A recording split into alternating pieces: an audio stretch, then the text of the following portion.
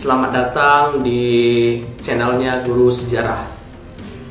Di sini kita akan sedikit membahas materi-materi yang terdapat dalam pembelajaran di SMA ataupun MA untuk mata pelajaran sejarah Indonesia dan sejarah keminatan. So, check this out and enjoy. Assalamualaikum warahmatullahi wabarakatuh. Kembali lagi kita berjumpa dalam video pembelajaran sejarah Indonesia dan juga sejarah peminatan. Dalam video kali ini kita akan melanjutkan pembahasan kita mengenai materi yang ada di kelas 10 sejarah Indonesia, yaitu tentang awal kehidupan manusia di Indonesia. Nah, dalam video-video sebelumnya kita sudah membahas asal-usul nenek moyang bangsa Indonesia, manusia purba di Indonesia berjenis apa saja. Bahkan mungkin sebelumnya kita sudah melihat bagaimana proses pembentukan alam semesta dan lain sebagainya. Nah, di sebelum video pada kesempatan kali ini kita sudah memasuki zaman manusia purba di Indonesia, di mana fase pertama atau fase awal kehidupan manusia purba di Indonesia itu dikenal dengan istilah Paleolitikum atau zaman batu tua. Seperti itu, di mana pada zaman batu tua itu kita bisa mengambil sebuah kesimpulan bahwasannya manusia pada waktu itu sangat sederhana. Barang-barang yang digunakan masih sangat kasar dan terbuat dari batu. Maka dari itu, istilah penyebutan nama zaman tersebut dengan sebutan zaman batu, seperti itu. Nah, di video kali ini kita akan melanjutkan pembahasan kita dari video sebelumnya, di mana dalam video kali ini kita akan membahas mengenai zaman Mesolitikum atau batu Madya atau batu tengah, seperti itu. Jadi ini merupakan lanjutan dari kehidupan manusia purba pada zaman Paleolitikum atau batu tua. Nah, Mesolitikum. Nah, ciri-ciri kehidupan manusia purba pada waktu itu hampir mirip dengan zaman Paleolitikum.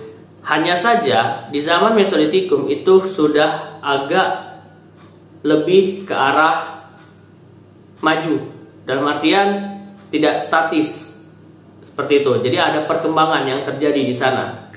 Di mana di sini ciri-ciri yang pertama itu adalah food gathering, masih food gathering, yaitu mengumpulkan makanan tingkat lanjut. Kemudian semi sedenter, kadang menetap, kadang berpindah, tergantung kondisi. Sudah mempunyai kemampuan bercocok tanam tingkat sederhana. Kebanyakan tinggal di goa-goa dan di tepi pantai. Kemudian kebudayaan yang berkembang pada zaman Mesolitikum ada beberapa. Yang pertama ada pebble culture. Hasil dari pebble culture ini kita bisa lihat hasilnya itu adalah Jokkenmodinger, sebuah penemuan yang ditemukan di Denmark. Jokkenmodinger merupakan tumpukan sampah dapur. Nah, sampah dapur tersebut merupakan tumpukan kerang yang ditumpuk setinggi 7 meter. Seperti itu. Juga ada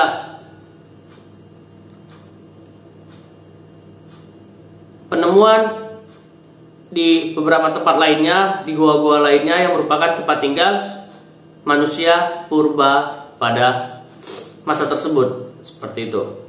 Nah, di sini kita bisa lihat ada beberapa jenis manusia pendukung zaman Mesolitikum di Indonesia. Yang pertama itu ada ras Australomelanozoid, atau mungkin ras tersebut menjadi orang-orang Papua sekarang, seperti itu.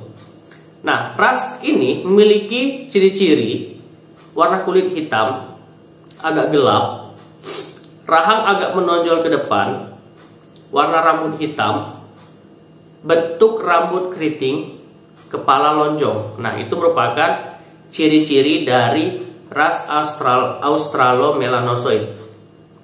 Nah, mereka merupakan manusia yang hidup pada zaman Mesolitikum. Mereka mengembangkan zaman Batu Tengah, di mana kita bisa lihat di sini ada sedikit perkembangan kemampuan dari pola pikir, di mana ras Australomelanozoid ini memiliki tingkat pola pikir yang sedikit lebih maju dibandingkan manusia pendukung di zaman sebelumnya. Sebut saja Pithecanthropus, ada Meganthropus, ada Homo wajakensis dan juga Homo solosiensis, seperti itu. Jadi di sini ras ini kita bisa anggap bahwasannya mereka itu lebih memiliki pola pikir yang lebih maju. Karena apa? Karena di sini mereka sudah bisa yang namanya bercocok tanam. Bercocok tanam tingkat sederhana sekali. Ya, gak ada salahnya. Makanya mereka ciri-ciri kehidupannya itu semi sedenter. Kadang menetap, kadang berpindah-pindah. Ketika menetap, nah bagaimana mereka berusaha untuk bertahan hidup ya dari bercocok tanam tadi, seperti itu. Yang kedua, manusia pendukungnya itu ada ras Mongoloid. Nah, ras Mongoloid ini memiliki ciri-ciri. Yang pertama, warna kulit kuning sampai kecoklatan, rambut lurus, kepala bulat, mata agak sipit, hidung sedang, muka lebar dan datar. Nah, ras Mongoloid ini nantinya menjadi cikal bakal manusia di Indonesia. Karena kita tidak bisa dipungkiri bahwasanya manusia di Indonesia saat ini merupakan keturunan dari ras Mongoloid. Nah, jadi dua manusia pendukung zaman Mesolitikum inilah yang nantinya membuat sedikit perubahan dari segi kehidupan dibandingkan zaman sebelumnya. Mereka sudah memiliki kemampuan untuk bercocok tanam tingkat sederhana. Sehingga apa? Sehingga mereka bisa menetap di suatu tempat dalam waktu yang cukup, bisa dibilang lama, jikalau sumber daya alam di daerah tersebut memadai. Mereka bisa menggunakan sumber alam yang ada di sana untuk melakukan atau memperkembangbiakan cocok tanam mereka di sana. Seperti itu. Nah, di sini kita bisa lihat ada beberapa peninggalan dari manusia-manusia zaman Mesolitikum. Nah, yang tadi sudah disebutkan di awal ada Jokkenmodinger. Jokkenmodinger ini merupakan tumpukan sampah dapur, yaitu kerang yang ditumpuk setinggi 7 meter. Kemudian ada Abrysosauros. Nah, Abrysosauros ini merupakan tempat tinggal manusia pada zaman Mesolitikum. Jadi sebuah gua yang merupakan tempat tinggal manusia purba pada zaman itu yang dikenal dengan sebutan Abrysosauros. Nah, di sana mereka sudah mengenal yang namanya kepercayaan dalam bentuk warna tangan. Warna tangan ini melambangkan apa, warna ini melambangkan apa, dan lain sebagainya. Kemudian ada batu pipisan, dan juga ada kalsedon atau batu api.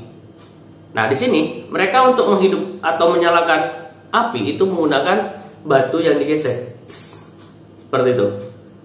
Jadi dari percikan batu tersebutlah nanti menimbulkan api. Dan batu tersebut bukan batu sembarangan, bukan semua batu bisa kita gesek kemudian menimbulkan percikan api, tidak. Batu itu salah satu contohnya adalah batu kalsedon, yang nantinya ketika digesek maka batu tersebut akan mengeluarkan percikan api, dan percikan api itulah nanti yang membuat mereka bisa membakar, ya mungkin istilahnya semacam kayu bakar untuk menghangatkan tubuh. Karena apa? Karena cuaca pada waktu itu belum begitu normal, sehingga apa, mereka perlu yang namanya menghangatkan tubuh ketika cuaca sedang dingin atau ketika memasuki malam hari, supaya mereka masih terjaga dari ya tadi suhu yang dingin ataupun dari serangan hewan buas lainnya. Nah, kemudian beberapa peninggalan lainnya itu ada kapak genggam Sumatera yang dikenal dengan sebutan Sumatralit. Kemudian ada Sampung Bone Culture, dan juga ada Chopper. Jadi semasa hidup di zaman tersebut mereka menggunakan beberapa alat-alat yang menunjang kehidupan mereka, seperti untuk berburu, untuk mengumpulkan makanan mereka membutuhkan batu. Nah, tidak seperti zaman Paleolitikum, batu-batu yang digunakan itu masih sangat kasar. Di zaman Mesolitikum, mereka sudah mulai sedikit menghaluskan batu-batu tersebut. Meskipun tidak sehalus di zaman berikutnya, tapi setidaknya mereka sudah memiliki kemampuan untuk menghaluskan alat-alat atau perkakas-perkakas yang digunakan untuk menunjang kehidupan mereka pada masa itu. Seperti itu. Jadi kita bisa lihat adanya perbedaan dari zaman Paleolitikum dengan zaman Mesolitikum dari segi barang-barang atau perkakas-perkakas yang digunakan untuk menunjang kehidupan. Dari segi pola kehidupan, yang Paleolitikum masih nomaden, sedangkan di Mesolitikum sudah semi sedenter. Nah, kita bisa mengambil kesimpulan bahwasanya Mesolitikum itu berlangsung sekitar 10.000 sampai 2.500 tahun yang lalu. Benda hasil kebudayaannya berupa batu yang salah satu sisinya itu dihaluskan. Manusia yang hidup yaitu ras Australomelanozoid dan juga ras Mongoloid. Hasil atau peninggalan lainnya yaitu ada yang dikenal dengan istilah Jokan Modinger yang merupakan sampah dapur. Kemudian adanya gua tempat tinggal mereka pada waktu itu yang dikenal dengan sebutan Abrissosroutes. Kemudian ada bagaimana mereka menggunakan yang namanya bercocok tanam tingkat sederhana dan teknik slash and burn, gesek dan terbakar. Jadi mereka sudah mempunyai kemampuan untuk pembuatan api dan lain sebagainya, seperti itu. Jadi ini merupakan kesimpulan yang bisa kita dapatkan pada masa kehidupan manusia purba di zaman Mesolitikum atau zaman Batu Tengah. Ya, ada sedikit perbedaan pastinya antara zaman Paleolitikum dengan Mesolitikum. Meskipun perbedaannya itu tidak signifikan, tapi tetap ada perbedaan yang membedakan antara kedua zaman tersebut, seperti itu.